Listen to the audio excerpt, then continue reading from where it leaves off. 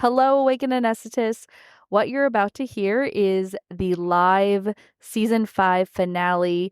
It was an interview on stage at the 2026 American Academy of Anesthesiologist Assistants, also known as the AAA National Conference. This conversation was truly, absolutely a dream come true. I share a little bit more about my journey to the Quad A main stage and interviewing our current Quad A president in the episode. And I just want to express my sincere gratitude to Emily Mycyk, who you're about to meet. She is an incredible CAA. She's an incredible human being. And this episode was everything I absolutely hoped it would be. The feeling in the room was just so supportive and connected. Emily just really shined on stage. Her story is so unique and so poignant and really delivers on this promise of your dreams are closer than you think. Not to say that dreams don't take a lot of work and effort, but I know in the growing pre-AA community, this CAA profession dream can feel so far away, and Emily's non-traditional story really highlights how when you keep going, keep pursuing your dreams, your goals, and little by little, you do get closer to achieving them. And 6 years into that dream, you might also find yourself the Quad A president. So I hope this final conversation is as expansive to you as it was to me talking to Emily, as I heard from so many people who are in the audience listening, so inspired by Emily's story. Please share this episode if it touches you, or if there's someone in your community who's maybe considering becoming a CAA but has a more non-traditional path. Truly lets you really feel that anything's possible. All right, on to the episode.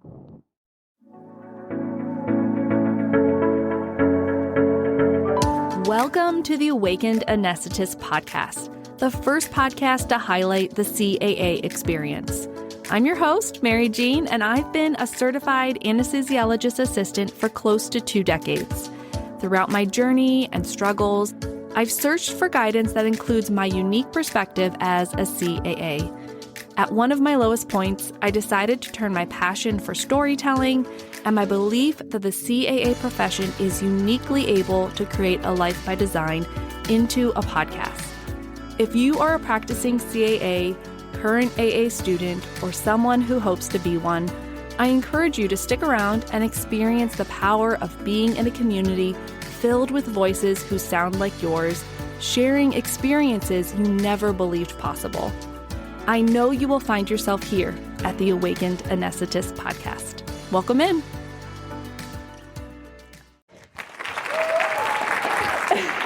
Hi, everyone. Welcome.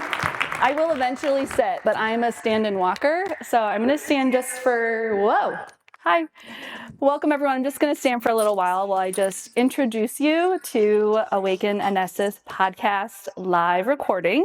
You may not know that there's a podcast specifically about the CAA, SAA, pre-AA experience, but there is. I've been recording episodes since 2021. It started as to fill a need, to hear the stories that I needed to hear to go to my next level.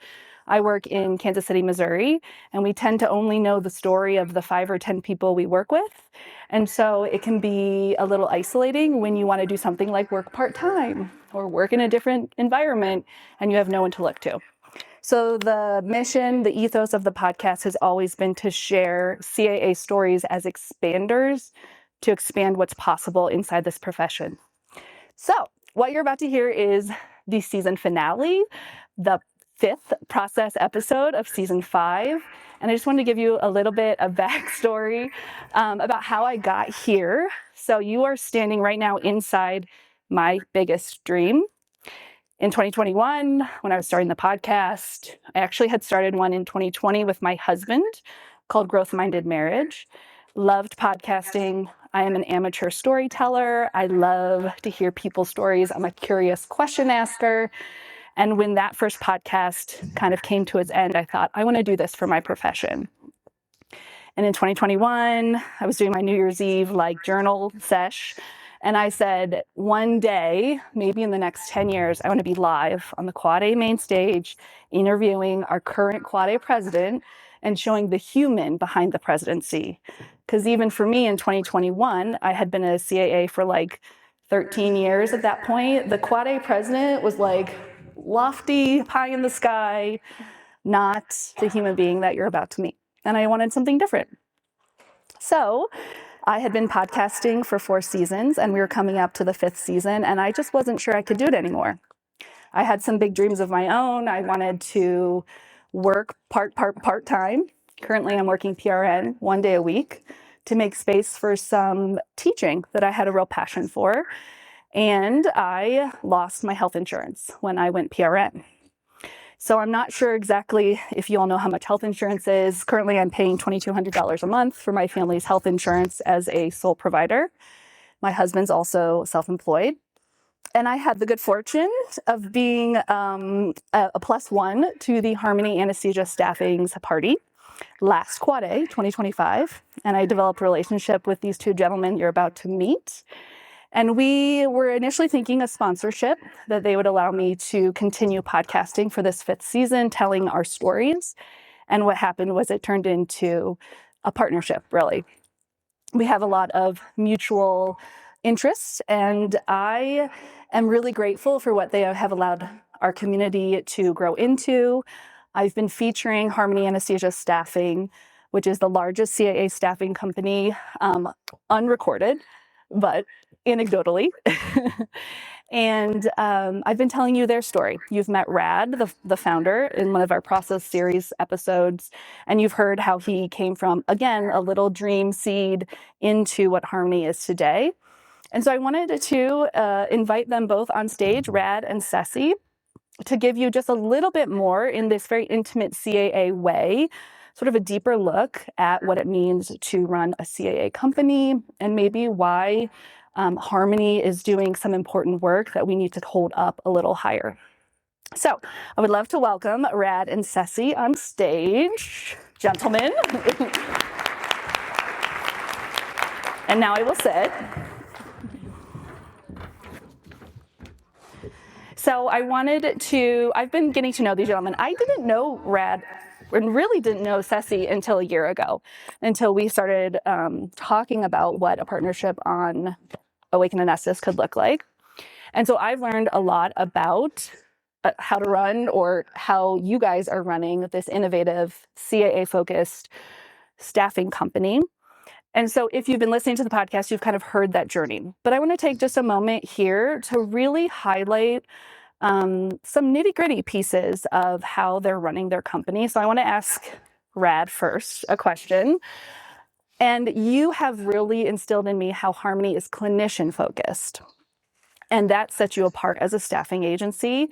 And you are so passionate about propelling the CAA profession, about supporting the CAA profession, truly. You helped me pay my health insurance. And I know you have this big mission of having clinical stability for CAAs in your placements. And I would just love if you could tell this audience who gets it, what that means, like on a logistical level and on a business level almost, so we can see some behind the scenes. Sure. First of all, thank you for organizing this and for coming in the concurrent global toxicity session. So thank you for coming to this. I do appreciate it. So to answer the questions directly, we're using locums as a pathway to expand our scope of practice to CAAs. Groups that would previously not be welcoming to CAAs are open to the concept of having a CAA locum. So it opens the door for us to enter practice groups that wouldn't previously be open to having CAAs. Now, to answer your question about stability, we have these direct relationships with groups. And the way that we differentiate ourselves is by putting providers first. And what we say internally, and internal policy, is always providers over profits. Now, what does that mean? I'll give you a specific example. Last week, we had a provider who's flying in to do a 1-week assignment. She does like 1 week a month. And the group gave us more than a 30-day notice and her assignment was canceled because they had some changes and some staffing changes that occurred. But the provider, our team member, had already booked the Airbnb and paid for it. And sometimes when you miss up the deadline, you're on the hook, right? So she reached out to us and said, "Hey guys, I got canceled. I'm okay with getting canceled, but I got this Airbnb bill. What am I going to do?" I said, "Don't worry about it. We're just going to kick this one on the chin and just pay for it. It's fine." And that's just one small example of how we don't put profits over providers, right? And then secondly, on the client side and the facility side, when we're working with hospitals, it's about hyper accessibility. When a client calls me, I don't care if I'm at the Eiffel Tower or on a ski lift, I can answer that phone call. And so we're hyper accessible. So when there's an issue, we can adjust it very quickly. Let me give you one more small example. It's 8:00 at night on a Thursday. I get a text message. "Hey, Rad, we're super short staffed. We had one of our W-2s out on bereavement leave last minute. We really need someone for tomorrow." It's at 8:00 at night. I'm like, okay. And what do? If I can't find somebody, I've personally gone in for our clients. That's why I have privileges, and I will step in and take care of that client. Ceci has done the same. So that's how we maintain really good relationships with our clients, which translates into long-term assignments for our locals. So instead of having a 3-month assignment where you're going to have to give, your credentials to another facility, we have these good relationships that allow some of our locals to be on the same assignment for like 3+ years. Which sounds crazy, but it does happen. So that's a long way to answer, but I love it, Rad. Tell me more. Ceci, let's cut to the chase here, because there's other locums agencies out there that staff CAAs. So I would just love to just tell us why a CAA should choose to work with Harmony. Sure. Thanks again for having us. Set you up. Yeah. I'll be back there. So keep in mind that Rad and I are both CAAs. Okay, we both trained at Emory. Go Emory.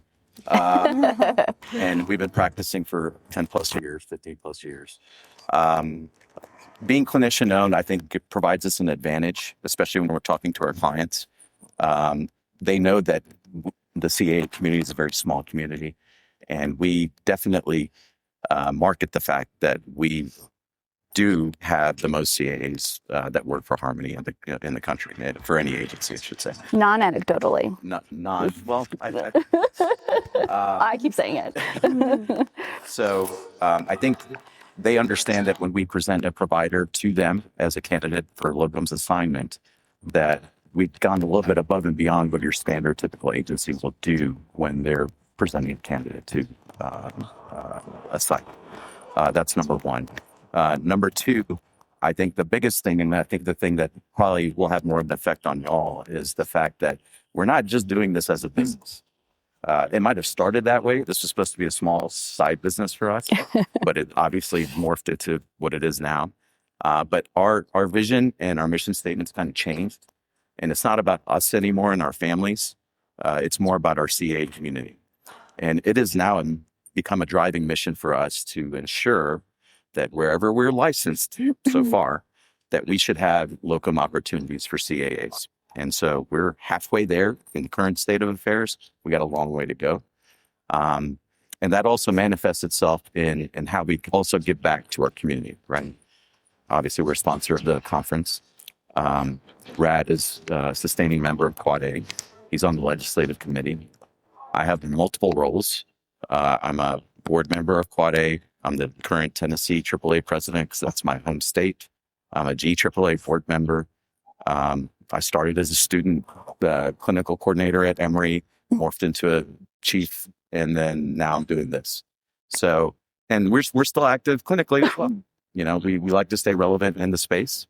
I don't want to lose my skills, all that money I paid Emory to become what I am. Brad does cardiac on Mondays and works at another institution on Wednesdays, and I work 4 days a month. So we don't sleep. Yeah, they don't. They do answer emails readily. I think, and both of us, we love having conversations with people that are even just considering this. I think the opportunity is great in the current state of affairs, but at the end of the day, it's about what we can do for our community. And that's about it. Thank you, guys.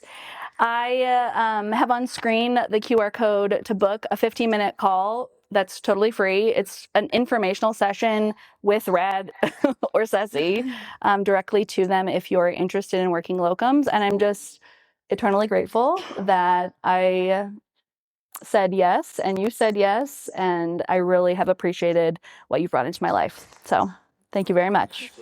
And that's not the last you'll hear from Rad and Ceci, but they're going to go take your seats. Thank you. Thank you. All right. Should we ask Emily to come up? Emily, do you want to come on stage and start your podcast as our Quad A 2026 president? Miss Emily Mycyk takes the stage. Let's give her a round of applause. Right here, maybe. Thank you so much. Well, wow. Thanks, guys. What a turnout. Amazing. This is incredible. Yeah. So, how are you? Phenomenal. This weekend is incredible. Yeah. I can't stop saying that word, apparently. It's my favorite word.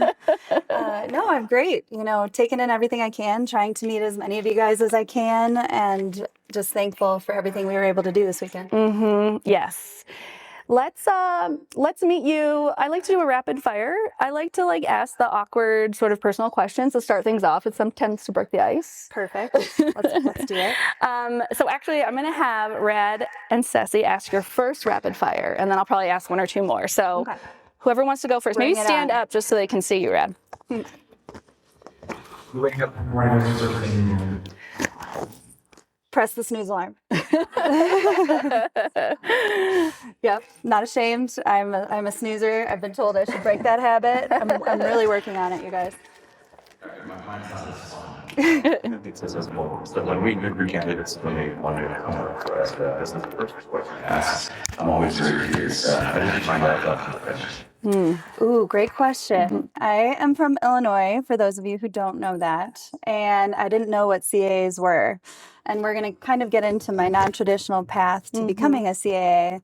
But long story short, I Googled PAs in anesthesia one day. And I think we were going to share more in some following questions. But I had the hopes and dreams of becoming a PA at one point, but was very interested in anesthesia and thought, you know, I don't really want to go the nursing route. Is there something else I can do? And so a short Google search and some friends in lacrosse, a couple physical therapists who hooked me up with a shadowing opportunity because they had a patient who was a CA. And that is my roundabout, very brief explanation of how I found out about the profession. Good questions. Very good Good job. Okay, I have a couple. How many hours do you work on clinically, and then how many hours do you work Quad A President stuff? A week.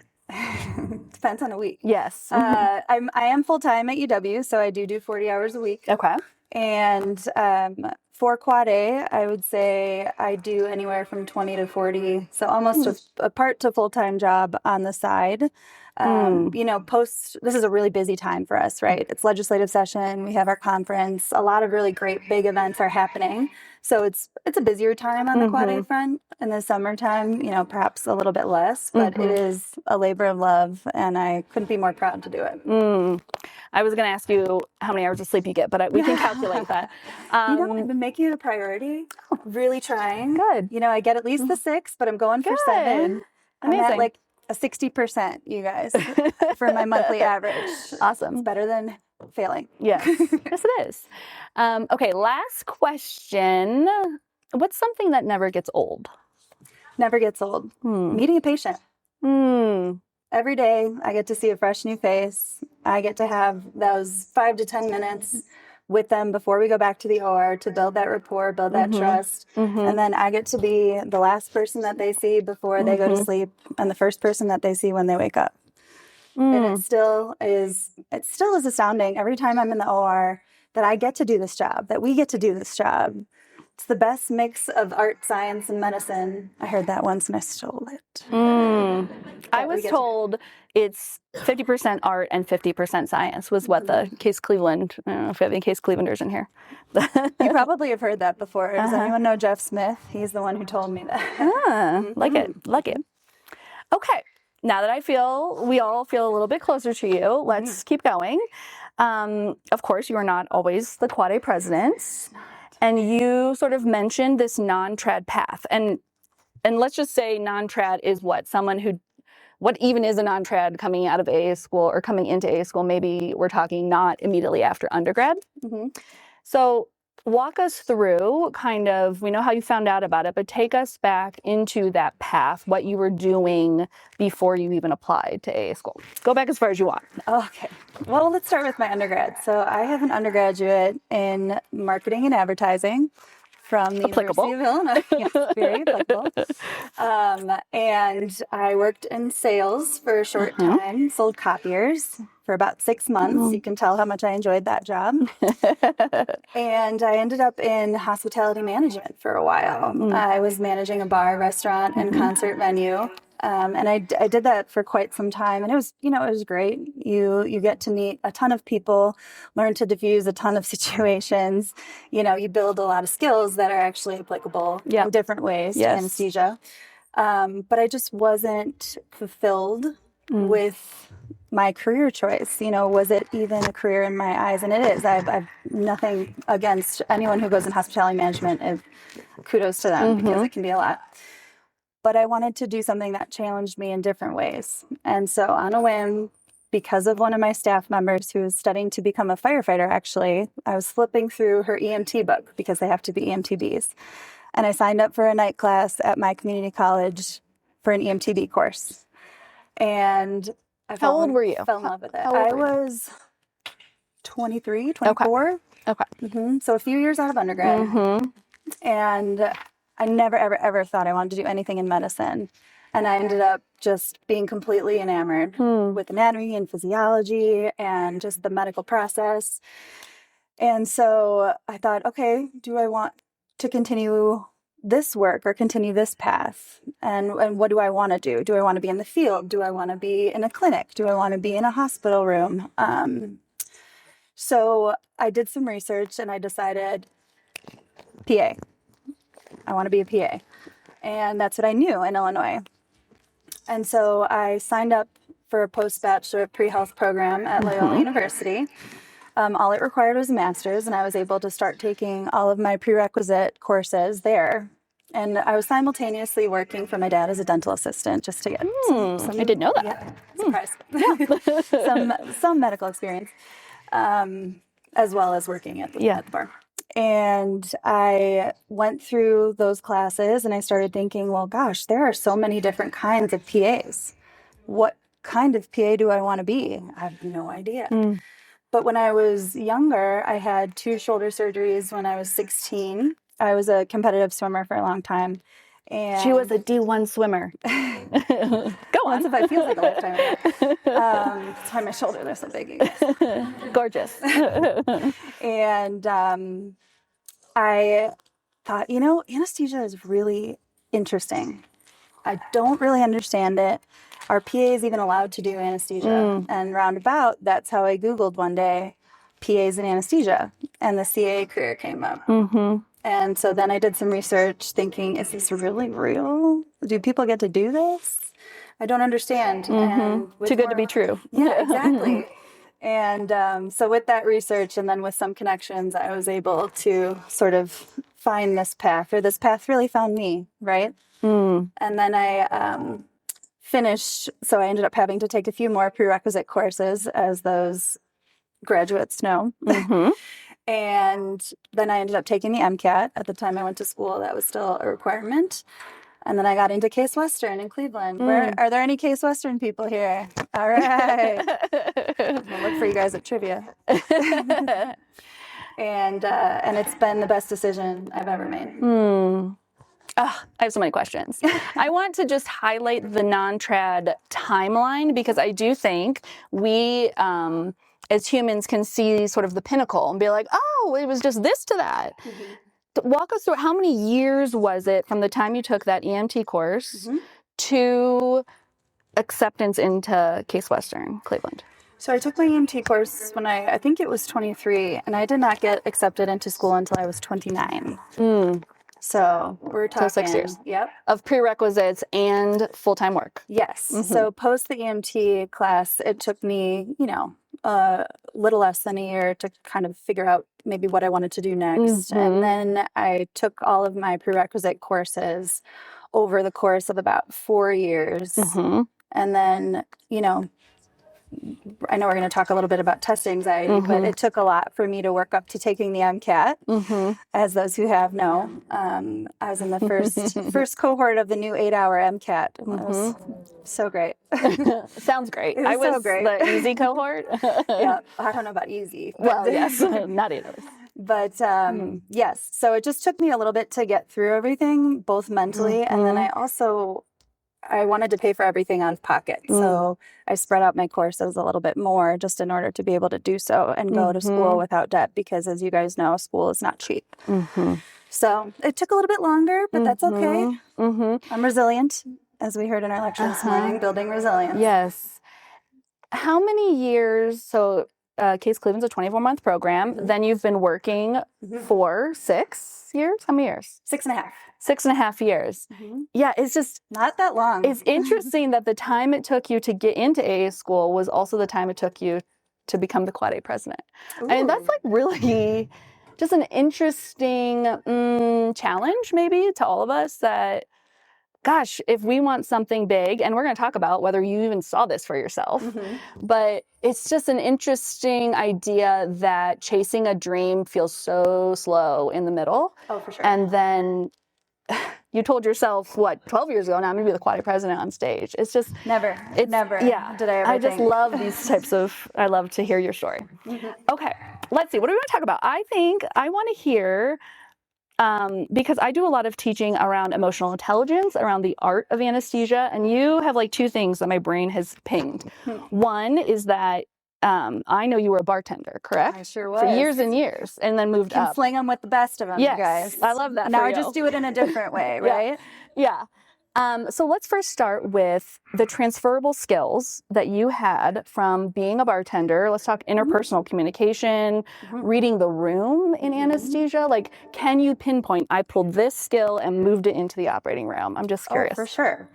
I think, multitasking, first and foremost, right? When you're 4 deep at a bar and you're trying to get to everybody and trying to do a million different things, and then you're managing staff. So a lot of those things, but really building rapport with people quickly, learning to read, the personalities and what this person might need in this situation. I got from working in a bar.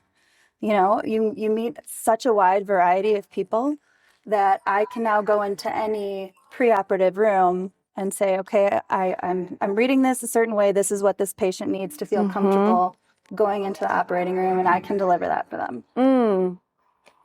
How do I say this tactfully? It's an interesting concept that something that isn't formally taught, I would like to change that, formally taught in anesthesia school, that reading the room skill only came because you were a non-traditional student. And our opposition often says there's only one way into this pathway of anesthesia. And you have this very specific skill set that is incredibly useful and sets you apart in the OR from something that wasn't nursing and something that wasn't being pre-med, Oh, for sure. I'll say that was actually the biggest topic of conversation when I was interviewing for anesthesia school. Everybody wanted to know. Yes. Everybody wanted to know about my work outside of it, which was, it just sets you apart in a little bit of a different way, like you said. Were you prepared for that for your interview? Did you think they were going to I did not. I thought, oh my gosh, they're going to ask me so many science questions. I did all of the prep work. I had that 6-hour Case Western Day interview. Definitely thought I blew it. Luckily I didn't. And then it completely went a different way. But luckily I was able, to pivot. Yeah. Okay. I would love to hear, well, let me ask you all, since we're in like a tight group right now, how many people have some level of test anxiety Like maybe just raise your hand. Okay, like let's look around. Okay, so this is something that I have heard a lot in my work with the pre-AA community, the AA student community, and I would love for our Quad A president to sit on stage and tell us about her test anxiety, maybe take us from when it first really impacted you. I don't know if that was the MCAT or before, and then on through AA school. I always had some version of test anxiety, and I still do, actually. I think Nicole can attest to that last year during our ASA strat planning conference when I was studying for my research. I was just a bag of nerves. And that's, I think you guys just have to embrace it. But it really started, you know, to come to fruition around the MCAT time. I think because it really mattered to me. I was so driven and so focused, and I wanted to do well because this was the career that I wanted to be in. And so, you know, heart racing, feeling like I'm nauseous, thinking that I failed. And I'm sure a lot of you guys share that feeling after you take a test. You think, oh my gosh, I bombed it. And then you end up doing okay. And so getting over the mental hoops of that it takes a toll on your body. It takes a toll on your mind. And so finding, you know, coping mechanisms is super helpful. When I got into Case Western and went through the anesthesia program, I developed a really great core group of friends. And I will say, all of you who are students, you have people who are going through the same thing that you are, right? And so bonding with them and doing study group sessions and quizzing each other and, you know, reminiscing about whatever you need to talk about was incredibly helpful for me, on top of the physical things like trying to get sleep even though your brain won't stop. And then, you know, deep breathing works for me sometimes too when my heart's racing. You'll see me do that tomorrow before my speech. Yeah. And so just kind of employing all of those really helped me to move forward. And then realizing, you know, think about the things you know, not the things you don't know. So I'm thinking, oh, I failed. I did terrible. I don't know that yet, you know. Let's wait until the score comes out. And I ended up doing well on most things that I was worried about. But I think part of it was because it mattered so much to me. Yeah. That you develop this narrative in your mind, right? And it's often a negative one. So really trying to break yourself of that is important. And it's hard to do. I'm still learning. Shenandoah, the keynote speaker, just talked about how belonging is the key to resilience. And I'm wondering if 6.5 years ago, your cohort talked about text anxiety. Like the people you were studying with, was that a conversation you had? Were you each helping each other find like coping mechanisms? Or was this internal? It was both. Okay. So a lot of it was internal for a while. And then I felt comfortable enough to share. And then I realized that other people are going through the exact same thing that I am. And so, like Shenandoah said, talking about your feelings can really break those barriers. And that was what was incredibly helpful for me. And it ended up getting easier as time went on. Yeah. Now that I take tests less frequently, the anxiety comes back a little bit. Yeah. I stood in line to speak with Shenandoah during her book signing, and I was kind of course, trying to find an easy answer to a hard problem of like, how do we implement this into AA school? And what she said really resonated is it's slow and steady work, and the change starts with you. Yes. And so if your cohort's not talking about it, you talk about it. You're the one to bring it up. Probably most people in here are students. So also for CAAs, practicing. We're talking about second victim effect on the professional wellness committee here soon in the fall in a webinar, and that only gets better when we start sharing. Absolutely. So okay. Thank you. Thank you for sharing that. Thank you. Thanks for asking. Yeah. That's the first step, right? Yes, absolutely. Okay, I would love to transition gently into, of course, I'm very interested in the human behind the presidency, but I'm also interested in how someone like me, someone like you, functions as the Quad A president and just meets daily sort of that bureaucratic, I'm probably about done. That's okay. The bureaucratic slowness, I would say, of like change inside medicine, change inside the CA community. And I'm just curious, maybe if you have any like, oh man, my non-trad path to AA school sort of set me up for this, or how you deal with that slow change on a bureaucratic level. Oh, yeah. And it is slow, you guys. It is. But you know what? I think if it's something you really believe in to your core, you take it day by day and you don't stop the fight, right? You know, a lot of times, you know, Thomas Edison failed 99 times to make a light bulb. All you need is one success. Yeah. It takes time. And if you stick it through, then it's going to be worth it. You know, there was one point in the meat of the pre-AA track where I thought, how am I ever going to get there? Yeah.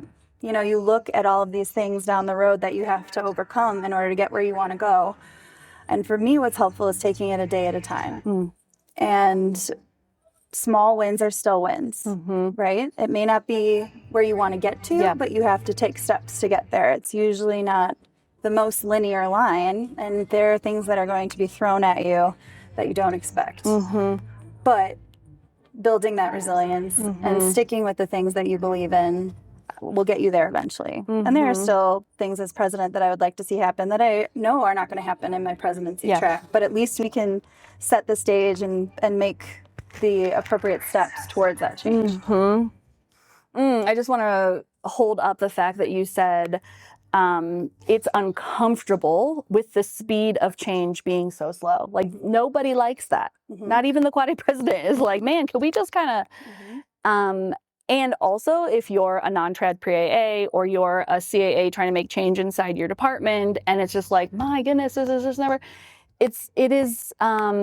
What's the challenge there? To just focus on the wins, like do the work it takes to find the positive, because our brain wants to find the negative, you know. Right. And building a great support group. Okay, yeah, you know, totally. I will say one at UW, and I've got a few UW people with me here.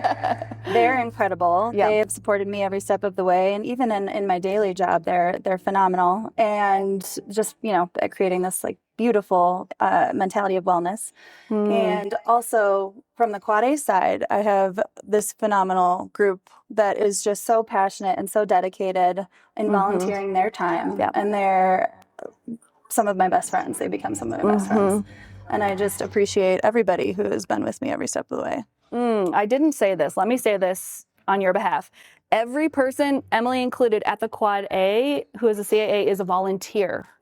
And the CAA president is a 3-year role. Correct.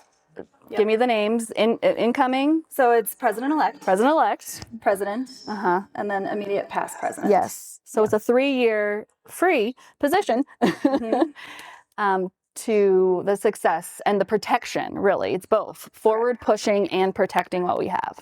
Yeah. Yep, because you really, I mean, and I think the way that we do it is great because you need that president-elect year to come in and really learn things and make those connections and set yourself up for your presidency year. And it really, honestly, it takes 3 of us to do this job. Yeah. I am not a singular president. I have 2 phenomenal people to my right over here, Jordan Agner and Nicole Moore, who do incredible, can we just clap for them?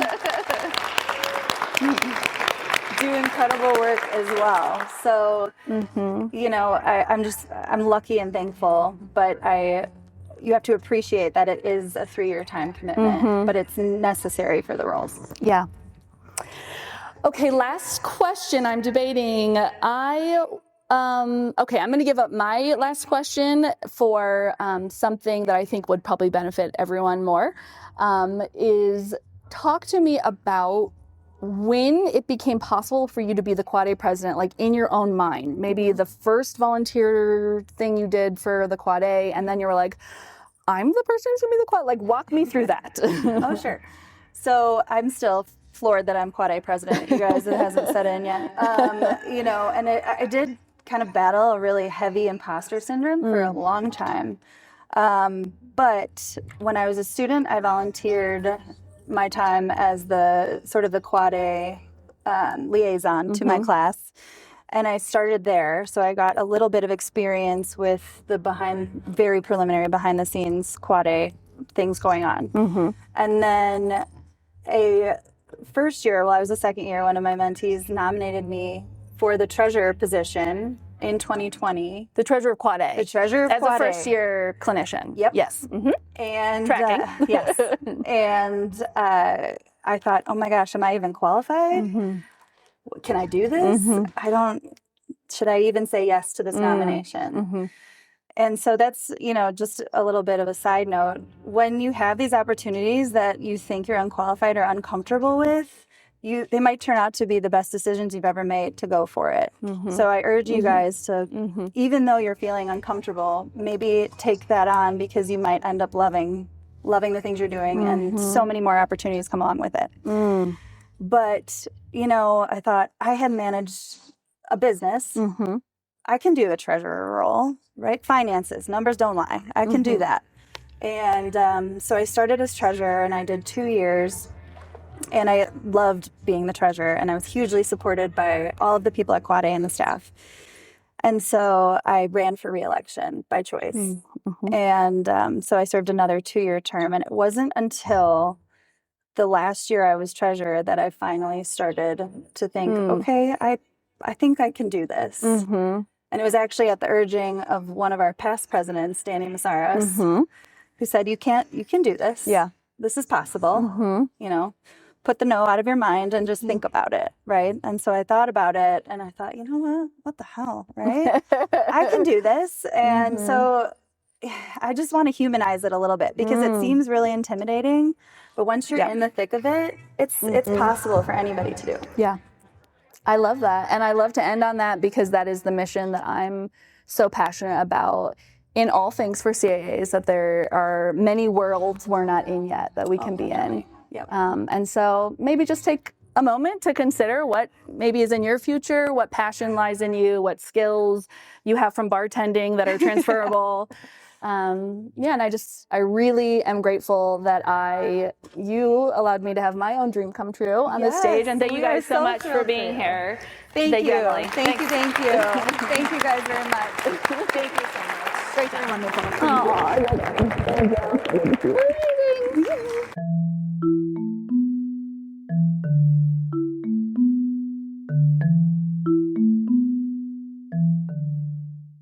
Thanks for listening to Awakened Anesthetist. If this episode resonated with you, share it with a CAA friend, an AA student in your life, or a prospective, and let them know why you loved it. It's the most important thing you can do to support this podcast and its mission. You can always find more ways to connect with me and this CAA community at awakenedanesthetist.com. And while you're scrolling the website, check out my trusted CAA partners who make this podcast possible, with a special thank you to my Season 5 sponsor, Harmony Anesthesia Staffing. Talk soon.